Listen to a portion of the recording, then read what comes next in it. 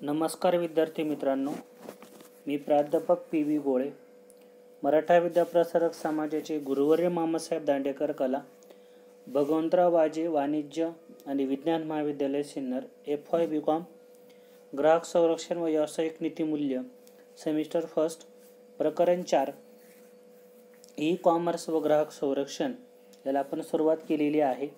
मागील लेक्चरमध्ये आपण ई शिक्षणाची गरज किंवा महत्त्व तसेच ई कॉमर्स समोरील आव्हाने याचा अभ्यास केलेला आहे.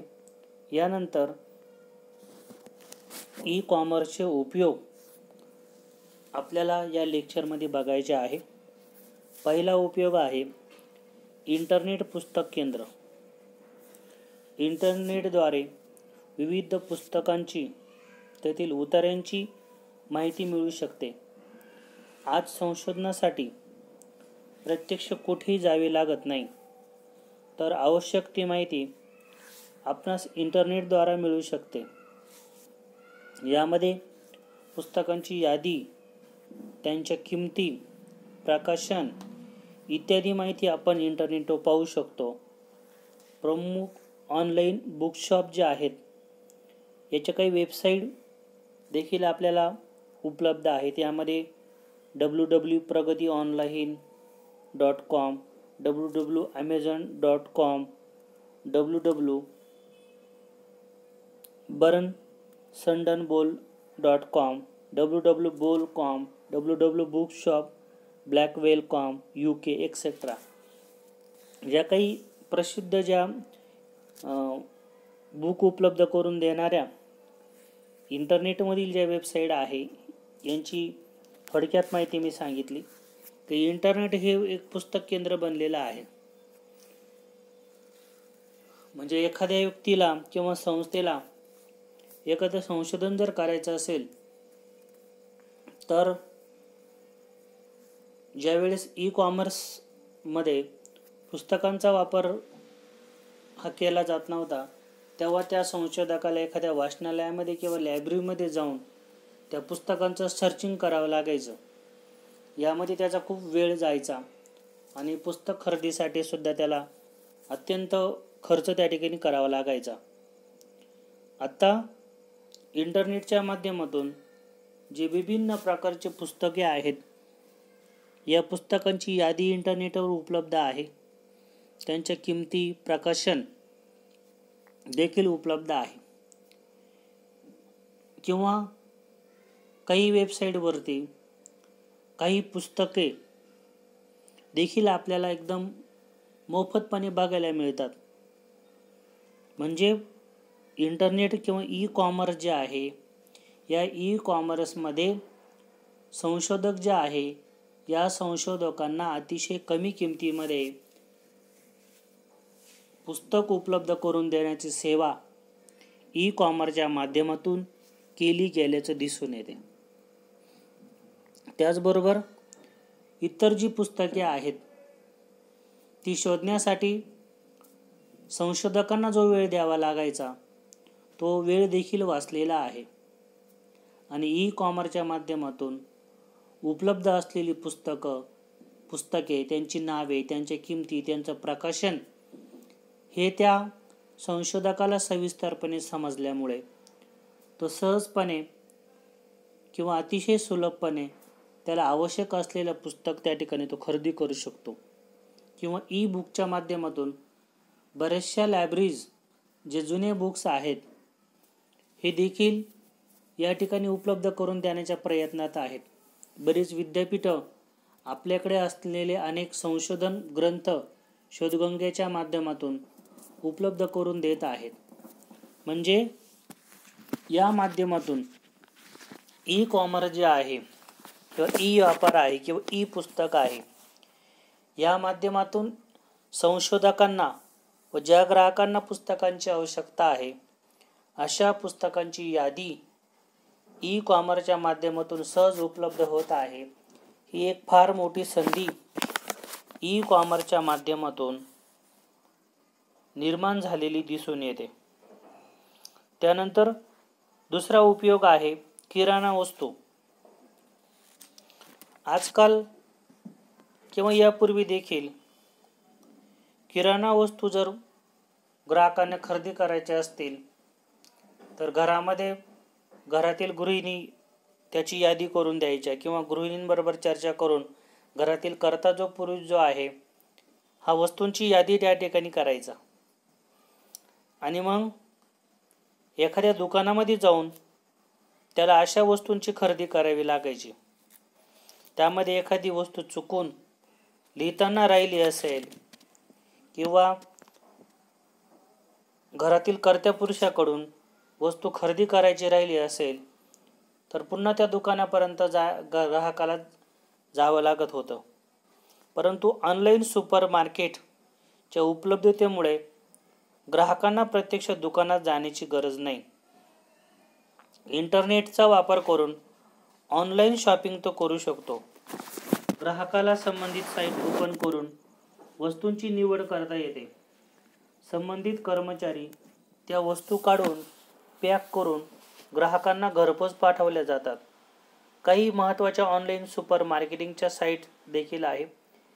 यामध्ये www.paypod.com, www.honeststore.com, www.sainsbury.co.uk ही इंटरनॅशनल कंपनी आहे. आता या माध्यमातून काय होत आहे की ज्या किराणा दुकानातून वस्तू ग्राहकांना खरेदी कराव्या लागायच्या त्या ऑनलाईन शॉपिंगच्या माध्यमातून ग्राहकांना सहजपणे खरेदी करता येणं शक्य आहे. यामुळे उरलेल्या वेळामध्ये जेव्हा ग्राहक फ्री आहे किंवा तो एखाद्या जॉबवरून घरी आला आणि निवांत बसला असेल तेव्हा इंटरनेटचा वापर करून तो त्याला हवे असलेल्या किराणा जे काही वस्तू आहे याची इंटरनेटच्या माध्यमातून सहजपणे मागणी करू शकतो. यामुळे अजून एक फायदा सांगता येईल की त्याला जेव्हा एखाद्या वस्तूची खरेदी करायची आहे तेव्हा तो आपल्या घरातील इतर सदस्यांबरोबर देखील किराणा वस्तूंची घरात काय कमी आहे किंवा काय उपलब्ध करायचं आहे याबाबत चर्चा करू शकतो. किंवा इंटरनेटच्या माध्यमातून अनेक पर्याय उपलब्ध असल्यामुळे त्याला हव्या असणाऱ्या गुणवत्तेच्या वस्तू देखील त्याला किराणा मालाच्या संदर्भात सहजपणे खरेदी करणं शक्य आहे. म्हणजे ही एक मोठी संधी या इंटरनेटच्या माध्यमातून ग्राहकांना उपलब्ध झाल्याचे दिसून येते. त्यानंतर इलेक्ट्रॉनिक वर्तमानपत्रातील जो मजकूर आहे हा इंटरनेटद्वारे पाहता येतो. प्रमुख वर्तमानपत्र जे आहे हे इंटरनेटवर बघायला मिळतात. आता मागे जेव्हा कोविड-19च्या परिस्थितीमध्ये जे वर्तमानपत्र आहे यांच्यातून कोविड पसरू नये यामुळे वर्तमानपत्रच बऱ्याच दिवस बंद केली गेली होती. अशा परिस्थितीमध्ये बऱ्याच ग्राहकांनी इलेक्ट्रॉनिक वर्तमानपत्रांचा आधार घेतलेला आहे. अर्थात यापूर्वी देखील जे वर्तमानपत्र छापलं जातं त्याची सॉफ्ट कॉपी जी आहे ही त्या वर्तमानपत्रांच्या वेबसाईटवरती उपलब्ध करून दिली जाते. यामध्ये www.timesofsophie.india किंवा india.com, www.दैनिकजागरण.com किंवा जे विभिन्न प्रकारचे महाराष्ट्र टाइम असेल, सकाळ असेल, या सर्वच प्रमुख पेपरचे ई कंटेंट किंवा ई पेपर हे इंटरनेटवर उपलब्ध असतात. याचा अजून एक फायदा यामध्ये आहे की इंटरनेटवरती जो ई पेपर जो आहे आपल्याला कुठलाही जुना पेपर जर बघायचा असेल तर तो देखील या इंटरनेटच्या माध्यमातून बघता येतो. म्हणजे सपोज आपल्याला एखादी वर्तमानपत्रामध्ये बातमी आलेली आहे आणि त्या बातमीचा आपल्याला 5 वर्षांनी काहीतरी संदर्भ द्यायचा आहे तर अशा परिस्थितीमध्ये आपल्याला त्या वर्तमानपत्र जिथं तयार होतं तिथं जाऊन त्या पेपरची मागणी करावी लागायची.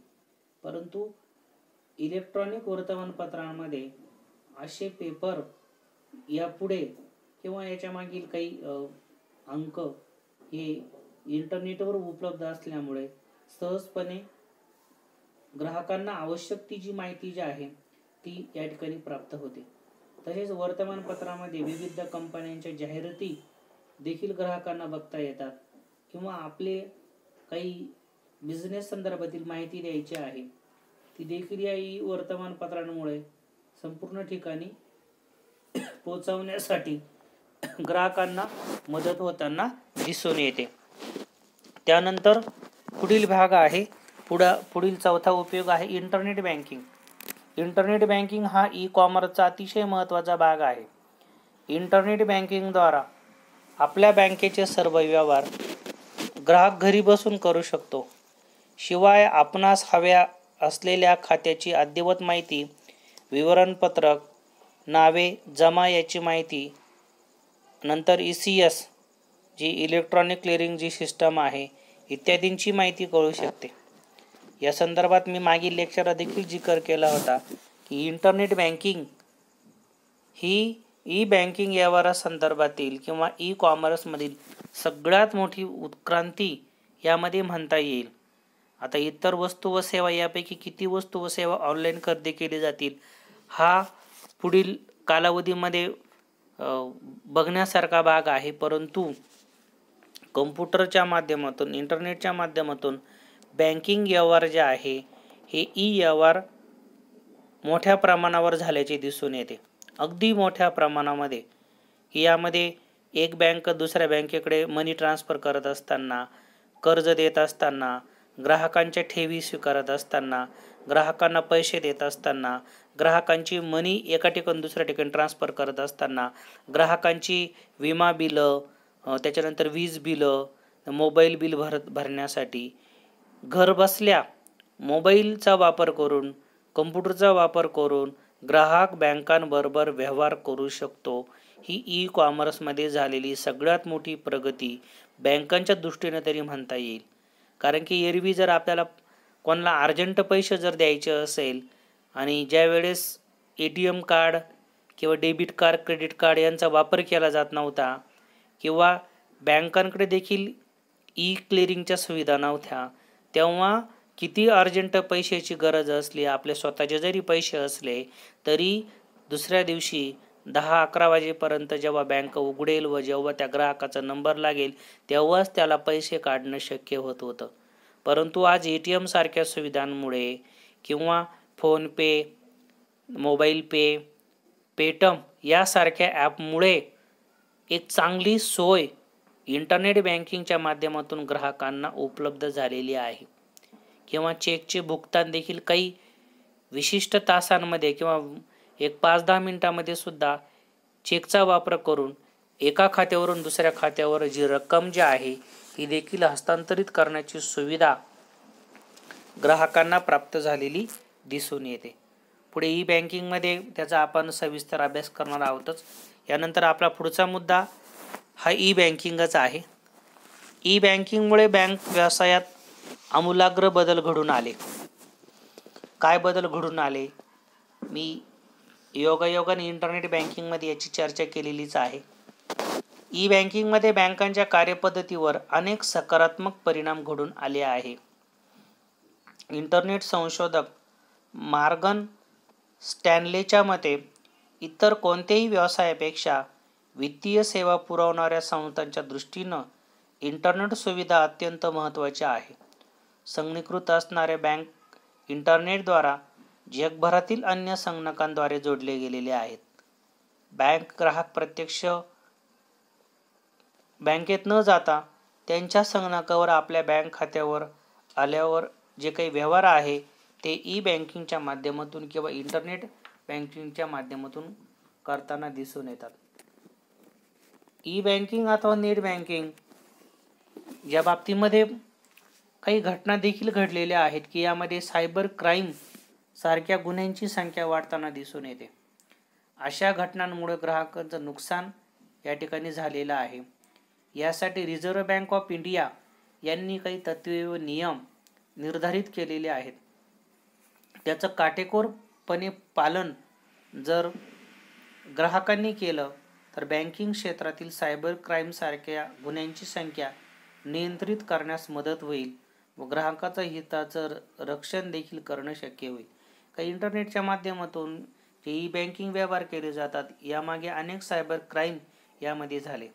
या सायबर क्राईम संदर्भामध्ये सायबर क्राईम का होतो याचं एक मोठं संशोधन या ठिकाणी करता येणं अपेक्षित आहे. या संदर्भामध्ये ई बँकिंग संदर्भामध्ये मी एक रिसर्च पेपर देखील अर्थात हा आपल्या लेक्चरचा भाग नाही परंतु थोडक्यात माहिती या ठिकाणी तुम्हाला सांगू इच्छितो.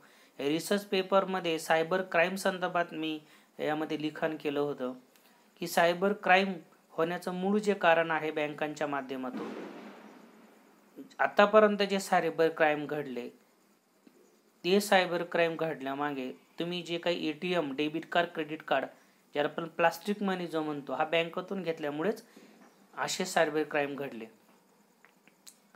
आता असा सायबर क्राईम घडल्यामुळे हे कशामुळे घडलं की ग्राहकांनीच आपल्या प्लास्टिक कार्डची माहिती समोरून जो कोणी डमी बँकमधून बोलतो असा सांगणारा व्यक्ती होता त्याला माहिती सांगितली, त्याच्यामुळंच त्यांच्या अकाउंटमधले पैसे ट्रान्सफर केले गेले किंवा चोरले गेले. यासाठी एका व्यक्तीने जर 2 बँकेमध्ये अकाउंट ओपन केलं, समजा ए व्यक्ती आहे, जसं माझं बँक ऑफ महाराष्ट्र आणि बँक ऑफ इंडियामध्ये अकाउंट आहे, तर बँक ऑफ महाराष्ट्राचं जे अकाउंट आहे या बँक ऑफ महाराष्ट्राचं फक्त चेकबुक माझ्याकडे आहे. बँक ऑफ इंडियाकडून मी ATM घेतलेला आहे. आता बँक ऑफ महाराष्ट्रामध्ये जेव्हा माझा पगार जमा होतो तेव्हा मला जेवढा पगार लागेल किंवा जेवढे पैसे मला लागतील जेवढा चेक मी बँक ऑफ इंडियामध्ये टाकतो. त्यामुळे माझ्या अकाउंटमधून पैसे कोणीतरी चोरून नेणं बँक ऑफ महाराष्ट्राची शक्य नाही. ती फक्त शक्य आहे बँक ऑफ इंडियाच्या, कारण तिथं माझं ATM आहे. ATM मधील माहिती चोरली जाऊ शकते. त्यामुळे जेवढी रक्कम मला लागेल तेवढीच रक्कम फक्त मी बँक ऑफ इंडियामध्ये ट्रान्सफर करतो. अदरवाईज मला मोठी रक्कम लागेल तर मी स्वतः त्या बँकेमध्ये जाऊन त्या ठिकाणी छोट्या थंब मशीनच्या माध्यमातून देखील रक्कम त्या ठिकाणी आपल्याला काउंटरवर कॅश दिली जाते. म्हणजे यामुळे काय होत आहे का भविष्यामध्ये सायबर क्राईम कमी करण्यासाठी अशा योजना देखील या ठिकाणी आपण करू शकतो. आता ई बँकिंगचा अर्थ आपण पुन्हा बघणार आहोत. यामध्ये संगणकीकृत असणारी बँक इंटरनेटद्वारा जगभरातील अन्य संगणकाशी जोडली जाते. बँक ग्राहक प्रत्यक्ष बँकेत न जाता स्वतःच्या संगणकावर आपल्या बँक खात्यावरील व्यवहार करू शकतात. यालाच आपण ई बँकिंग किंवा इंटरनेट बँकिंग असं म्हणतो. वर्ल्ड वाईड वेब WWW द्वारे जो सर्व्हर किंवा मुख्य संगणक जो आहे हा इंटरकनेक्ट करून एक संपर्क जाळं निर्माण केलं जातं. त्यामुळे बँक ही ग्राहकाच्या घरात पोहोचते. बँक व्यवसायामधील गोपनीयता आणि सुरक्षितता टिकून ठेवून बँकांतील स्वतःचे बँक खाते घरी बसून इंटरनेटद्वारा प्रत्यक्ष पाहणे बँक ग्राहकाला शक्य होतं. सद्यस्थितीमध्ये नेट बँकिंग सेवेतील लाभ भारतातील 9 लाख ग्राहक घेत आहे. आता ही आकडेवारी तशी खूप कमी आहे. जवळजवळ माझ्या मते 50 लाखापेक्षा जास्त लोक ह्या इंटरनेट बँकिंगचा वापर करतात किंवा कोविडच्या कालावधीमध्ये ऑनलाईन बँकिंग जे आहे या ऑनलाईन बँकिंगचा वापर या ठिकाणी अतिशय मोठ्या प्रमाणामध्ये केला गेल्याचं या ठिकाणी दिसून येतं. यामध्ये जी ई बँकिंग जे आहे या ई बँकिंगच्या माध्यमातून जो ग्राहक वर्ग जो आहे या ग्राहक वर्गाला संपूर्ण जगामध्ये जी काही बँकेची जी कोर बँकिंग सिस्टम आहे या कोर बँकिंग सिस्टमच्या माध्यमातून ज्या बँका असतात ह्या बँका एकमेकांबरोबर जोडल्या जातात. म्हणजे तुमचं अकाउंट कुठल्याही बँकेमध्ये जर असलं, जसं माझं सपोज अकाउंट पंचवटी शाखेतील बँक ऑफ महाराष्ट्रामध्ये आहे आणि मी फिरत जम्मू काश्मीरला गेलो तर तेथील बँक ऑफ महाराष्ट्रामध्ये देखील मला माझे चेकबुक जर माझ्याकडे असेल किंवा मी तुम्हाला जे म्हटलं की आधार कार्डचा वापर करून थंब देऊन मशीन त्या ठिकाणी छोटंसं मशीन असतं मोबाईलपेक्षा थोडंसं मोठं, तिथून देखील आपण पैसे काढू शकतो. म्हणजे हे कशामुळे शक्य आहे? ई बँकिंगमुळे शक्य आहे. इंटरनेट बँकिंगमुळे ग्राहकांना जगामध्ये त्याच प्रकारच्या ब्रँचेसमध्ये पैसे काढता येतात किंवा यापुढे जर बँकेच्या अर्थात हे शक्य आहे किंवा काही बँका याचा वापर करतात. चेकबुक असेल तर आपण आपल्या अकाउंटमधील पैसे कोणत्याही बँकेमध्ये काढू शकतो, परंतु याला सर्वच बँका अजून अशा प्रकारचे व्यवहार करण्यासाठी त्या ठिकाणी तयार नाहीत किंवा त्यांची इच्छाशक्ती नाही. यामुळे थोडेसे व्यवहार ग्राहकांना अवघड वाटतील. परंतु ई बँकिंगच्या माध्यमातून जेव्हा इंटरनेटचं जाळं अजून बँकांमध्ये पोहोचेल किंवा बँकांमध्ये अशा प्रकारे टेक्निकल काम करण्याची आवड जेव्हा ग्राहकांना निर्माण होईल, तेव्हा मात्र यामध्ये मोठा बदल या ठिकाणी आपल्याला झालेला दिसून येईल. धन्यवाद. या पुढील लेक्चर पुढील भागात आपण कंटिन्यू करूया.